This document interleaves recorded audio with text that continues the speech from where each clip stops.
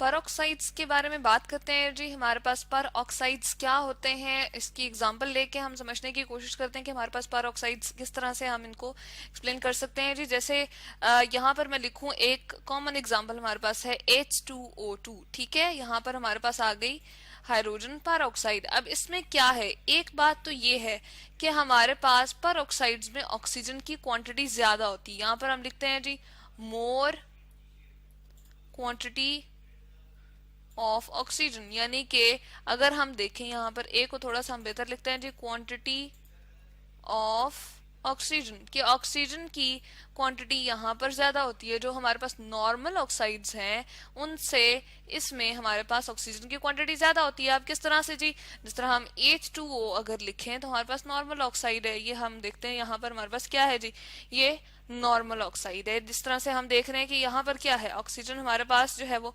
1 है जी, ठीक है, और हाइड्रोजन हमारे पास क्या है, 2 है, ठीक है। तो हाइड्रोजन जो है वो 2 है और ऑक्सीजन 1 है, तो हम कहते हैं कि यहाँ पर हमारे पास जो है वो इसकी ऑक्सीजन की क्वांटिटी हाइड्रोजन से कम है। ये 2 की तादाद में, ये 1 की तादाद में है। लेकिन जब हम बात करते हैं हाइड्रोजन पर ऑक्साइड की तो हम कहते हैं कि हमारे पास ऑक्सीजन की क्वांटिटी इस की निस्बत से ज्यादा हो गई है, ठीक है। यानी कि पहले हम जो शो कर रहे थे, हम कह रहे थे 1 ऑक्सीजन था, यहाँ पर हमारे पास ऑक्सीजन के 2 एटम्स आ गए, तो इसकी कंपैरिजन में हम कहते हैं ऑक्सीजन की क्वांटिटी ज्यादा हो गई है। तो एक तो चीज हमें ये पता चली। दूसरी जो हम बात करते हैं वो ये होती है कि हमारे पास जो वैलेंसी होती है ऑक्सीजन की, या ऑक्सीडेशन स्टेट होती है, वैलेंसी नंबर होता है, वो यहाँ पर -1 होता है पर ऑक्साइड के केस में, ठीक है जी। किस तरह से हम इसको एक्सप्लेन करते हैं, यहाँ पर हम देखते हैं हाइड्रोजन की +1 होती है, ठीक है। नॉर्मली +1 से हमारे पास एग्जिबिट कर होता है, चूंकि 2 की तादाद में है तो 2 से मल्टीप्लाई करेंगे तो यहाँ पर क्या हो जाएगा, +2 फॉर हाइड्रोजन, ठीक है।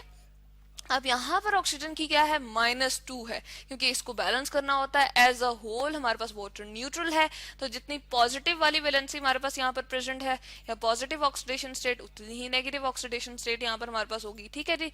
यानी कि जितना हम यहाँ पर वैलेंसी को शो कर रहे हैं उतनी ही माइनस की तादाद में यहाँ पर भी वैलेंसी को शो करना पड़ता है, तो -2 होती है ऑक्सीजन की यहाँ पर, जो कि नॉर्मल ऑक्साइड है। मैं इसको सर्कल करके बता देती हूँ जी, ये हमने किसको एक्सप्लेन किया, नॉर्मल ऑक्साइड को, ठीक है, नॉर्मल ऑक्साइड, ठीक है जी। अब जब हम बात करते हैं पर ऑक्साइड की तो हम कहते हैं कि यहाँ पर इसकी -1 है, क्योंकि हाइड्रोजन की अगेन यही वाला सेम बिहेवियर हम यहाँ पर दिखाते हैं कि +2 हो जाएगा, क्योंकि एक की +1 होती है, तो 2 से मल्टीप्लाई करेंगे तो हमारे पास क्या हो जाएगी, +2। अब यहाँ पर ऑक्सीजन चूंकि 2 की तादाद में है, तो एक ऑक्सीजन की -1 वैलेंसी नंबर है, तो 2 से मल्टीप्लाई करेगा तो -2 हो जाएगा। तो ये फर्क है हमारे पास पर ऑक्साइड और नॉर्मल ऑक्साइड्स में, ठीक है। तो पर ऑक्साइड की यहाँ पर हमने देख ली कि हमारे पास जो है क्वांटिटी ज्यादा हो जाती है, ठीक है, और साथ में वैलेंसी नंबर यहाँ पर हम लिख देते हैं -1 वैलेंसी नंबर, ठीक है जी, वैलेंसी नंबर हमारे पास आ जाता है। तो ये हमने देखा जी, हमारे पास एक मेन इसके दरम्यान में जो है वो डिफरेंस है, ठीक है। अब ये हमने बात की थी हाइड्रोजन परऑक्साइड की, इसके साथ एक और एग्जांपल भी हम ले लेते हैं। एग्जांपल्स में हमारे पास और कौन कौन सी आ जाती हैं जी, यहाँ पर हम लिखते हैं एग्जांपल्स, ठीक है जी। ये आ जाएगी हमारे पास, एक तो सोडियम परऑक्साइड, यहाँ पर हम लिखते हैं जी Na2O2, ठीक है जी, सोडियम परऑक्साइड नंबर 1। हमने यहाँ पर एक एग्जांपल ये ली थी, दूसरी हमारे पास ये आ गई, चलें इसको नंबर 2 कर देते हैं, इसको नंबर 1 कर देते हैं।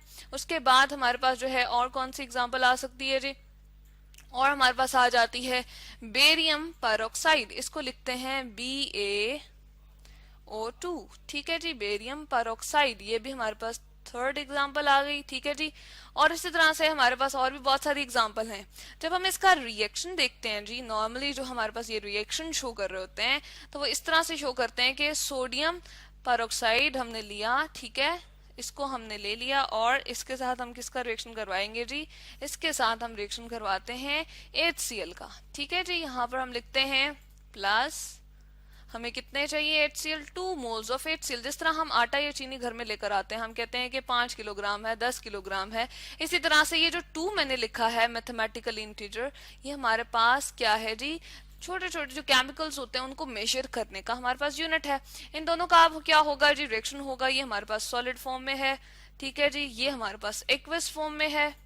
इसका जो एक डैश इसका हम थोड़ा सा करीब कर देते हैं, ये एक्वस फॉर्म में है। इसी तरह से नेक्स्ट जो हमारे पास आ जाएगा 2Na, हम लिखते हैं जी 2NaCl बन जाएगा इसके नतीजे में, और साथ में हमारे पास क्या बन जाएगा जी H2O। ठीक है, यहाँ पर हमारे पास क्या बन गया H2O, और ये किस फॉर्म में बनेगा एक्वस फॉर्म में। ठीक है जी, ये हमारे पास आ गया इसका। और NaCl की जब हम बात करें तो ये भी हमारे पास एक्वस फॉर्म में होगा। ठीक है जी, तो ये हमने देखा कि ये हमारे पास जो है एक रिएक्शन हुआ। नेक्स्ट अगर हम देखते हैं तो हमारे पास क्या आ जाता है जी बेरियम ऑक्साइड का रिएक्शन हम देखते हैं। वो किसके साथ करता है, अगेन हम 2HCl के साथ शो करते हैं जी। यहाँ पर आ जाएगा बेरियम ऑक्साइड भी हमारे पास क्या है जी, यहाँ पर हम लिखते हैं सॉलिड फॉर्म में हम यूज करते हैं। ठीक है जी, और इसका रिएक्शन हमने किसके साथ करना है, हमने करना है जी HCl के साथ, और 2 मोल्स ऑफ HCl ही हमें रिक्वायर्ड है। यहाँ पर हम ले लेते हैं जी, ये हमारे पास 2 मोल्स ऑफ HCl हमें रिक्वायर्ड है। यहाँ पर इसके साथ रिएक्शन शो करेगा और साथ में क्या बना देगा, अगेन सॉल्ट हमारा एक जो है वो प्रिपेयर हो जाएगा।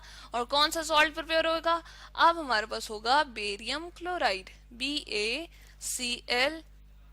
ठीक है जी, एक्वस फॉर्म में हमारे पास होगा, और साथ में हमारे पास क्या बन जाएगा जी H2O2। यहाँ पर हम इसको शो कर देते हैं जी, यहाँ पर ऊपर वाले में भी हमने मेंशन नहीं किया, यहाँ पर H2O2 बन जाएगा हमारे पास। इसको थोड़ा सा हम बेहतर दिखा देते हैं जी, यहाँ पर H2O2 ये हमारे पास इस तरह से है जिस तरह से ये लिखा हुआ है जी। ठीक है, और यहाँ पर भी हमारे पास क्या बन जाएगा H2O2। तो ये हमारे पास जनरल रिएक्शंस हैं।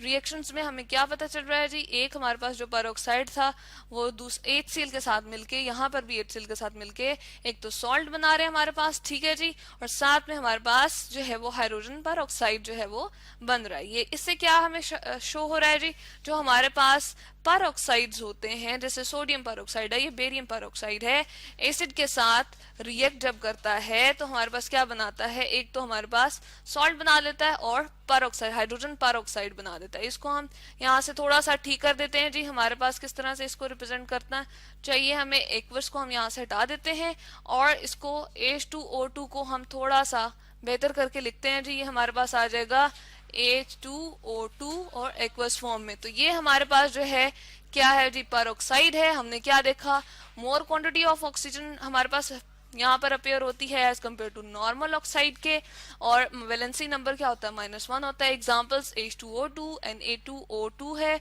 और बेरियम ऑक्साइड है, पेरोक्साइड है सॉरी, और ये इनके रिएक्शंस हैं। तो ये है जी हमारे पास पेरोक्साइड्स।